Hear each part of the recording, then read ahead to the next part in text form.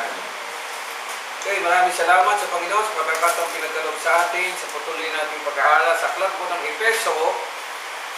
No? Noong nakaraan, ang ating pong topic yung tunay nating kalagayan. Ano raw ang tunay nating kalagayan? Sabi rito mga kapatid sa ating binasa,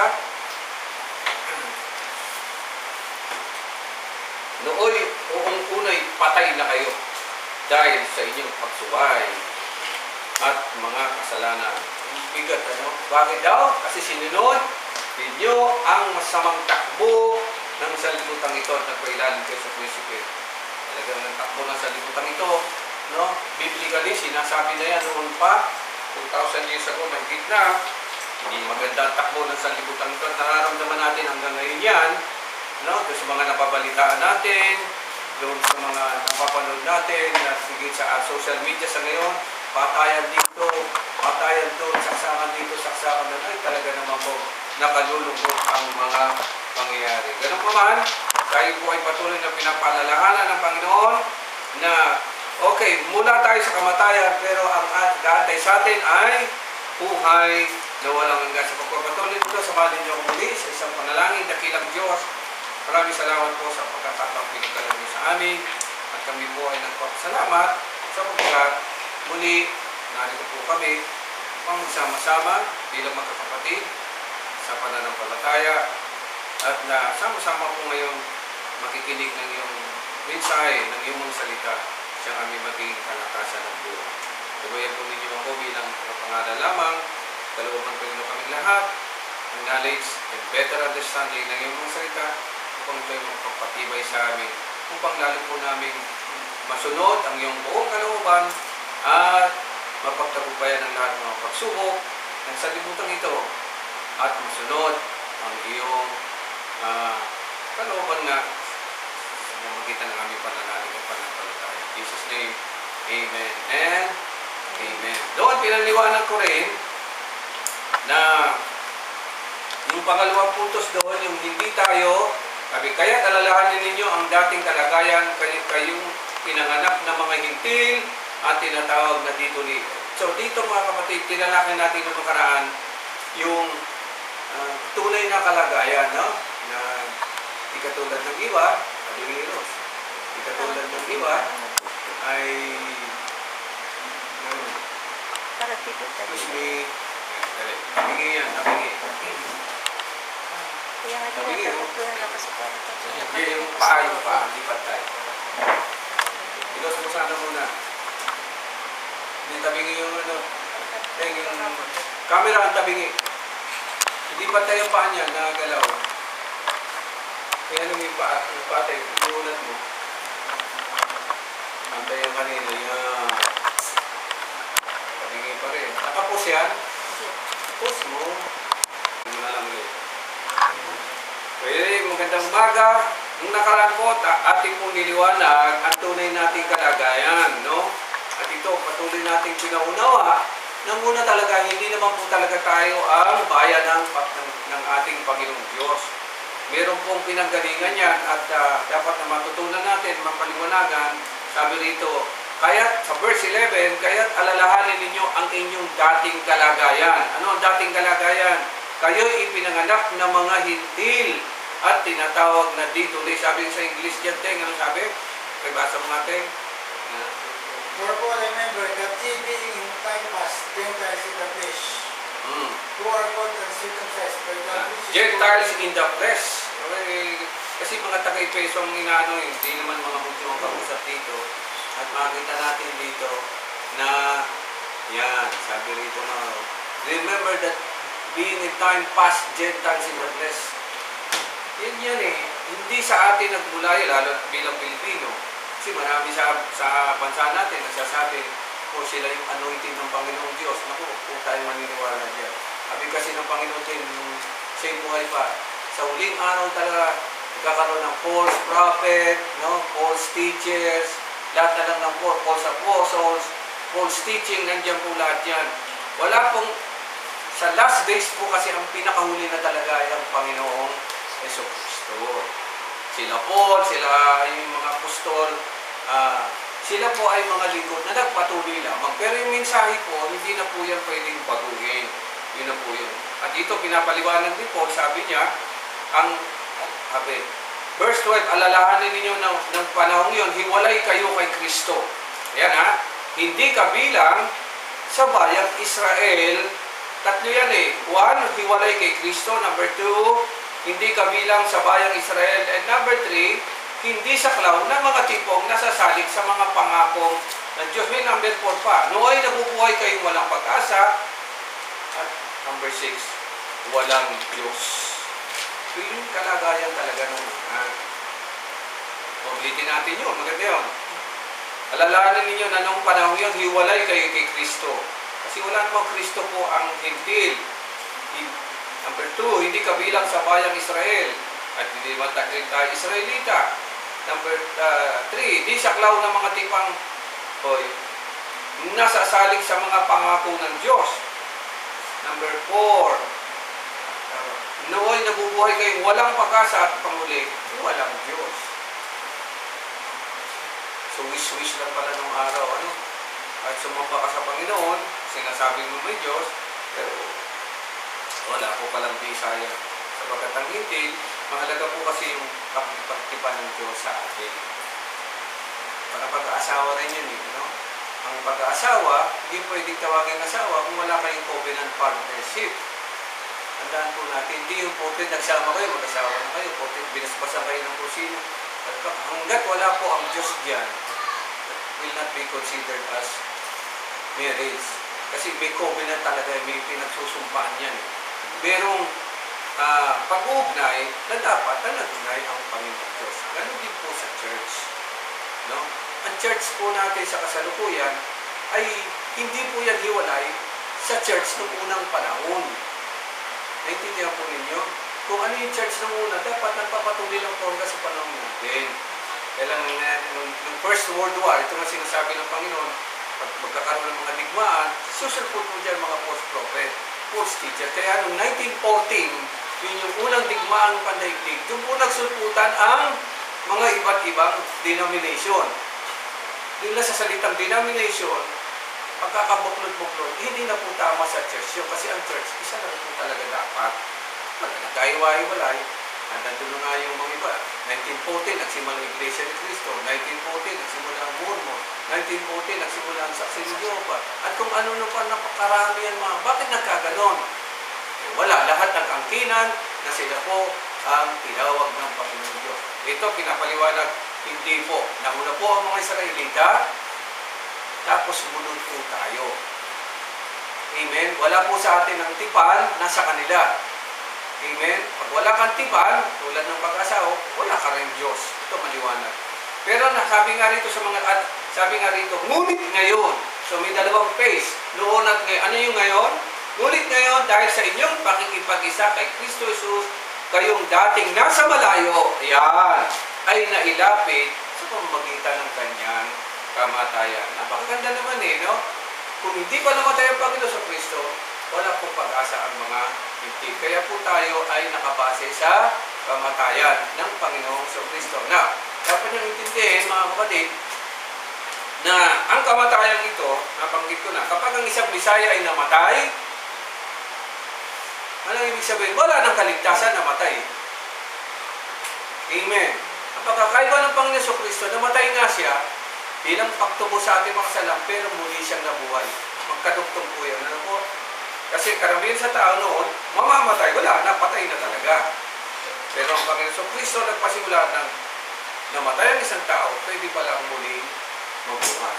At yan po ang pundasyon ng tunay na Kristyanismo, na hindi po natatapos ang lahat sa kamatayan, kundi sa buhay, muling pagkabuhay. At ito nga ang pangako sa lahat ng mananalig sa Panginoong Diyos, na tayo po ay mamamatay nga sa ating mga kasalanan, pero mabubuhay tayo para sa ating Panginoong Diyos. Amen. Sabi rito, pinagkasundo niya tayo sa verse 14. Kaming mga Hudyo, at mga hintil ay kanyang pinagsa. So wala nang Hudyo, wala nang hintil. Amen na, tandaan ninyo.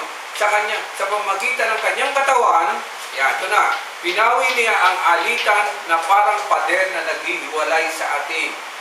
Verse 15, malaga to, verse 15. Pinawalang bisa niya ang kautusan.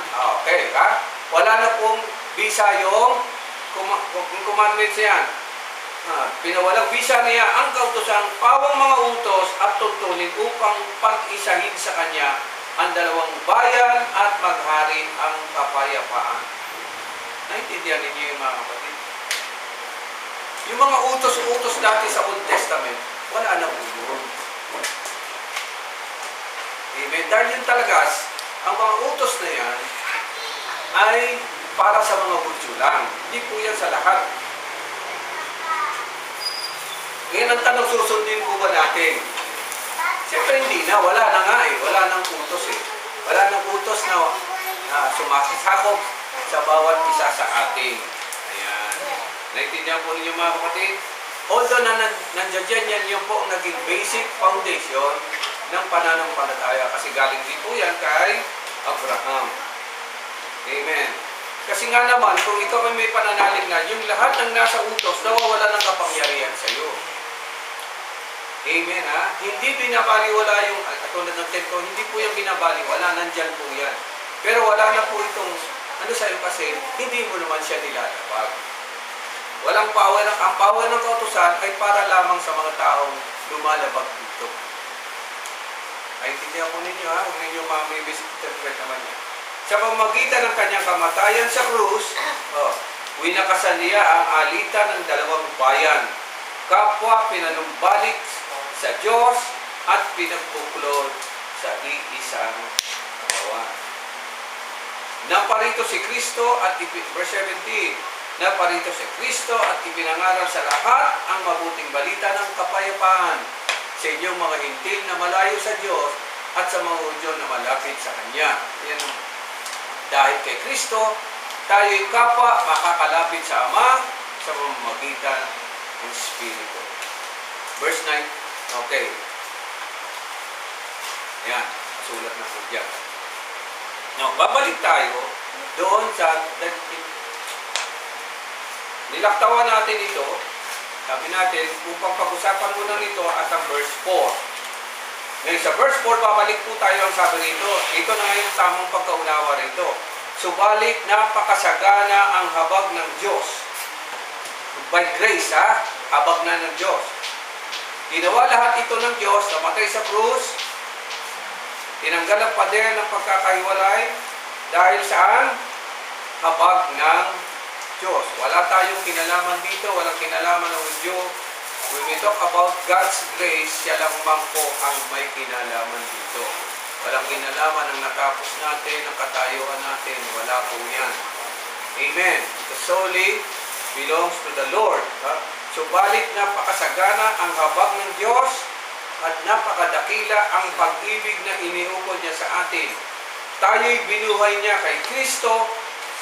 By grace, kahit tayo'y mga patay pa dahil sa ating pagsuway. Napakabait ng Diyos. Naligtas nga tayo dahil sa kanyang kagandang loob. Dahil sa ating pakikipag-isa kay Kristo Jesus, tayo'y muling binuhay na kasama niya at pinaupong kasama niya sa kalangitan. Ginawa niya ito upang sa darating na panahon ay maipakita niya ang di masukat na kasaganan ng kanyang kagandang loob sa atin sa pamamagitan ni Kristo Jesus. Dahil sa kagandang loob ng Diyos, ay naligtas tayo sa pamamagitan ng inyong pananalig kay Kristo. At ang kaligtasan ito ay kaloob ng Diyos, hindi mula sa inyo. Pakibasa nga yung text sa English, For by grace are ye saved through Yan. faith, Yun. not of yourselves. Not of yourselves. It is the gift of God. Yeah. Gift yan, regalo. When we talk about grace, regalo po yan ng Panginoon. Huwag mo na itanong kung bakit kasama ka sa regalo. Basta binigyan ka ng Panginoon Diyos, magpasalamat ka na lang. Walang pwedeng mag-question sa'yo, o kahit na sino man, o paano mo na sigurong ikaw ay naligtas. Hindi nyo kailangan sagutin yun. Basta pwede mo lang sabihin, hindi ko rin alam, ang alam ko lang, mahal ako ng Panginoon Diyos. Amen? Hinihiyaan ako ng Panginoon Diyos. Hindi naman dinaan sa rapol yan o ano pa man. Yan ang tinatawag natin faith and grace ng Panginoon. Hindi ito dahil sa inyong mga gawa, kaya't walang dapat ipagmalaki ang sino man. tayo'y kanyang nilalang, nilikha sa pamagitan ni Kristo Jesus upang iukol natin ang ating buhay sa paggawa ng mabuti na itinalaga ng Diyos para sa atin pa manoong una. Okay. Dito nagkakaroon ng problema, no? Kapag ikaw nasa Panginoon na, ano na lang dapat mong gagawin? Ano na lang yung focus mo? Nakalulungkot, maraming Kristiyano, di yata ito naiintindihan. Kung may ginagawa nila, yung pa. Ang sabi lang ng Panginoon dito, iukol natin ang ating buhay sa paggawa ng mabuti. Sa English din.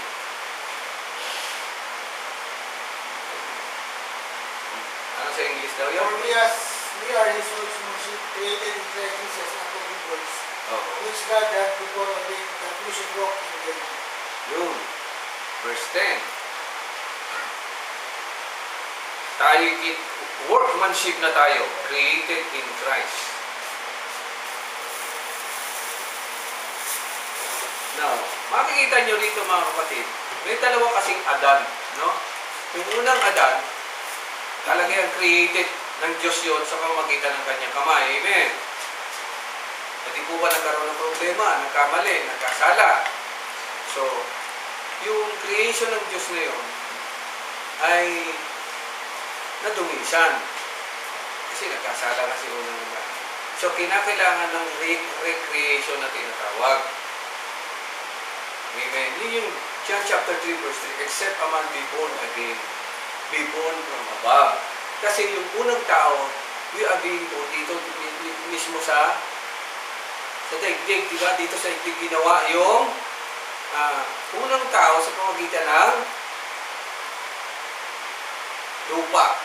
Di ba? Sa pamamagitan ng lupa, kin-create si unang Adan. Kailan yung pagka-create kay unang Adan, dahil sa kanyang pagkakasalan, lahat ng ipinanganak ngayon dito sa mundong ito, nadamay sa kasalanan. Huwag nga nang iba rin naman ng kasalanan.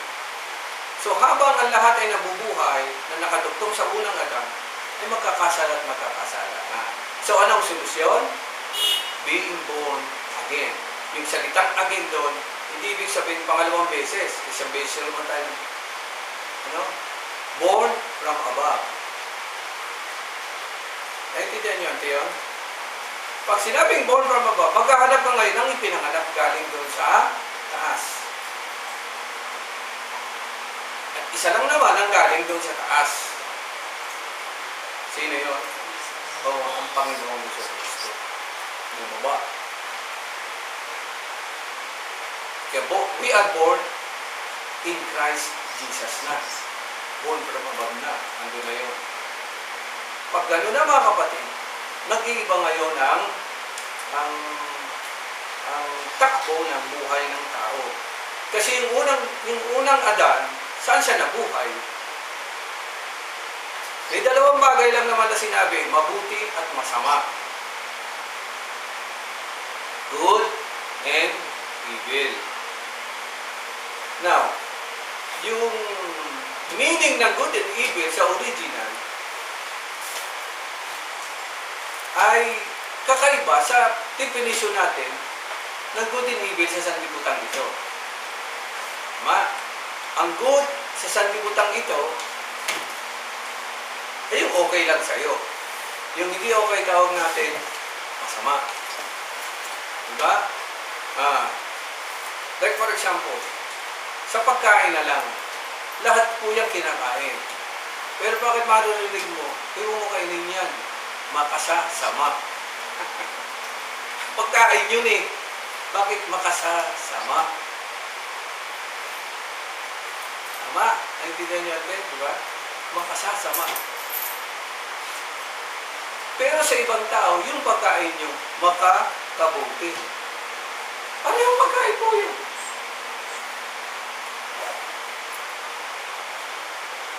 Sa sanlibutan ito, ang tingin natin, pag masama, kasalanan.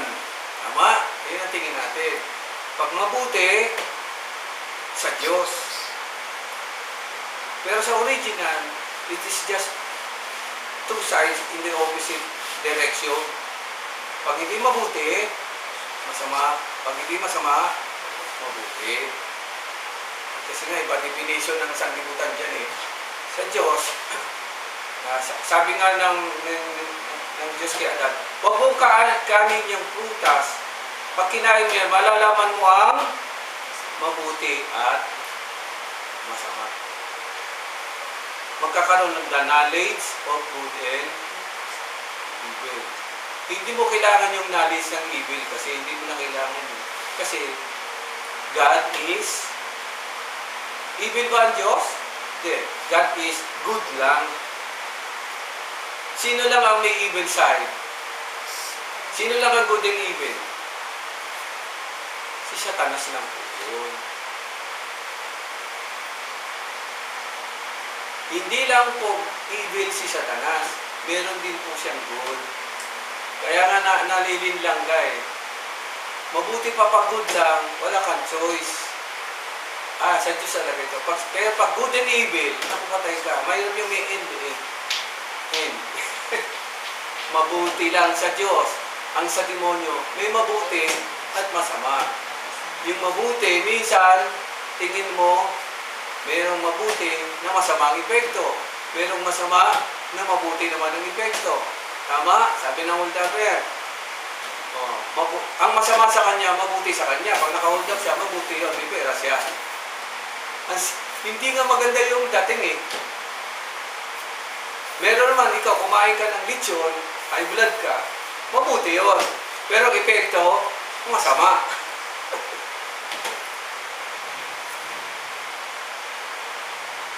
Pagdating daw sa Panginoong Diyos, matatanggal yung something na masama, lahat na lang ay magiging mabuti. Now, for example, sa pagkain na lang. Di ba, ito yung main ano dito, no? Yung, kahit na buhay yung Panginoon, sa pagkain sila nagkakatalo. Kasi ito yung weakness ng tao, yung pagkain. At yun na nga nangyari doon kay Adan. Tama? Bakit hindi pinapakain ng Diyos yun? Hindi mo kailangan maranasan yung masamang side. Ano ka na sa mabuti? Kinain niya, ano nangyari? Anong masamang side doon? Ano tingin, di ba? Nakasulat mo. Ano yung naging masamang epekto sa kanya? First, mababasa nyo, nabuksan ang kanyang mga mata. Masamang palang epekto yun. Yung salitang nabuksan ng mata, yun ay isang phraseology, di ba? Isa ba rin yung ibuksan mo mata mo? Nakadilat na nga. Tulad ko, laki na nga ng mata ko. Sasabihin mo pa ako ng apat na nga mata ko. Anong ibig sabihin ng buksan ng mata?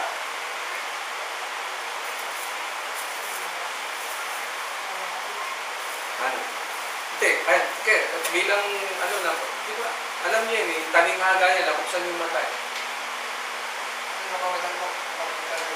Ha? Oo. Ano pa? Sige, tama yan. Buksan mo ang sabi ng kata ng asin ano. Yung mga mata. Parang magbago ng isip. Ha? Parang magbago ng isip. Unawa. Tama. Tama si Ante. Yun ay 97%. Bukas ka ng mata, naunawaan mo. Bakit may 3% pa Ante? Meron kasing catching yon. Minsan kasi, dapat di mo na lang nakita. Dapat di mo na lang pinakita eh. Di ba, meron tayo mga gano'n. Ba't pinakita mo pa yan? O di ba, nagagalit tayong gano'n.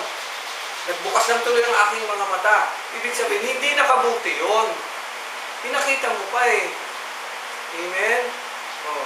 Like for example, sa pagkasawa, sino ang dapat makakita ng katawan mo? Ay, asawa mo lang dapat. Kung matigas ang ano mo, pinakita mo sa iba. Okay naman yung pastor, kumita ko sa Facebook, ang laki. Papihira naman.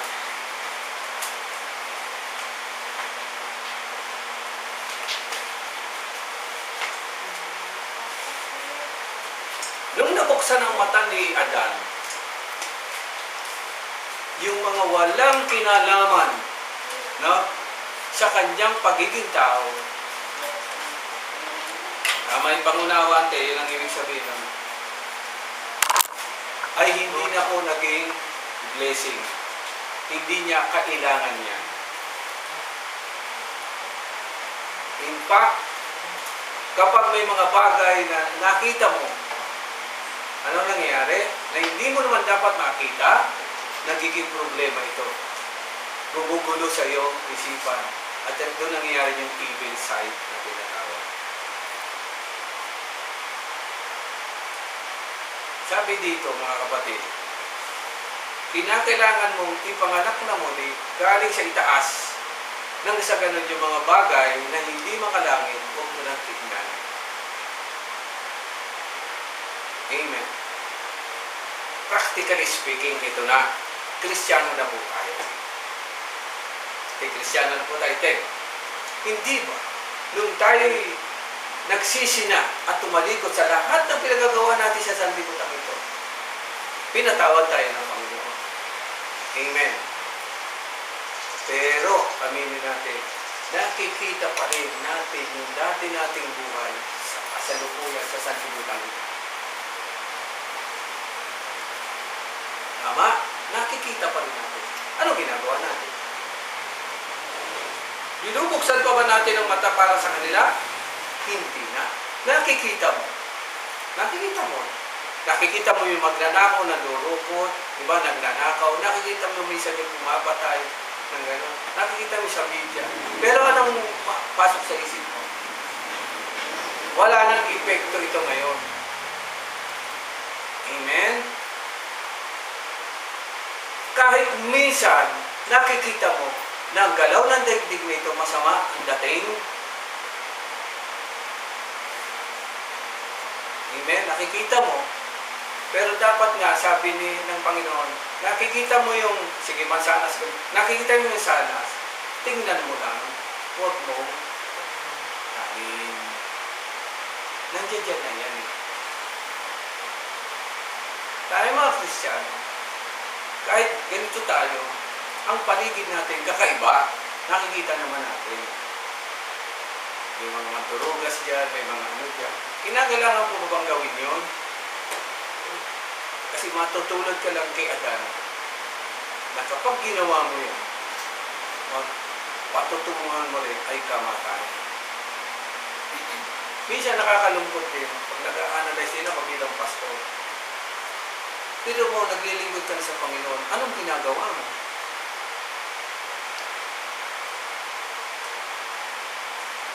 Naintindihan niyo mga kapatid? Gumagawa ka pa rin ng ginagawa ng sanlibutan, kumikilos ka pa rin ng ginagawa ng sanlibutan. Ano nang pinagkaiba? Doon nagagalit ang mga Pariseo at Saduceo. Kasi sila mga kapatid, yung Pariseo at Saduceo, marami silang alam. Amen? Marami silang nakikita sa sanlibutan. Pero nagtataka sila, bakit hindi ginagawa at sinusunod ng Panginoon sa Kristo? In fact, ganito ang salita niya, medyo malalim ang sabi niya. Malalaman ng sino mang nasa Ama, o malalaman ng sino mang nasa Diyos, kung ang sinasabi ko at ginagawa ko ay galing sa akin o buwat sa Amang nagsulong sa akin. Mabigat yun.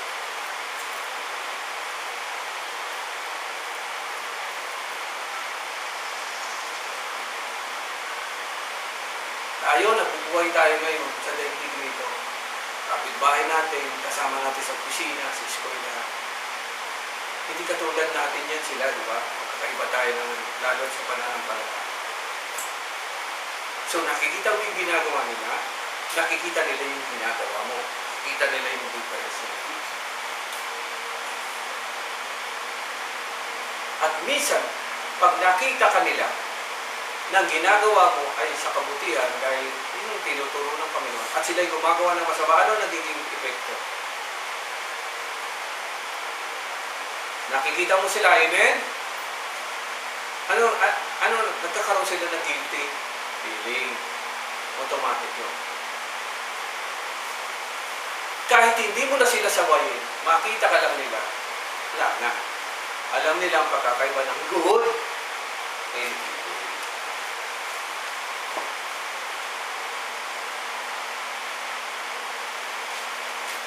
minsan mahirap din talagang intindihin niya, pero sabi nga rito mga kapatid,